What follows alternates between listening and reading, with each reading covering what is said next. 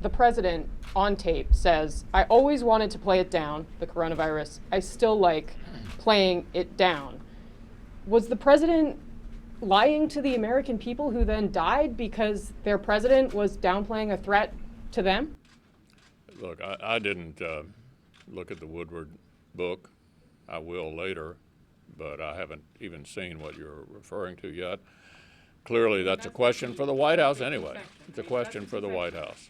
Yeah. He also said it goes through the air, Bob. He said it's deadlier than your strenuous flu. He said that February 7th. And then in March, he tweeted to the American people that it's no worse than the flu. Yeah, I haven't looked at the Woodward book. That's a good question for the White House. Could you respond to the allegations reported in Bob Woodward's book, The President on Tape? I haven't read the book. General, well, first let me ask you about the COVID, that he downplayed the seriousness of the coronavirus, despite telling Woodward privately that he knows how deadly it is. I have not. This is the first I've heard of that. So I'm not. The bombshell hadn't hit me yet. Okay.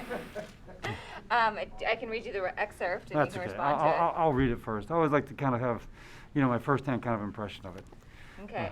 But look who's in the front. True that. True that. There is damning proof that Donald Trump lied and people died.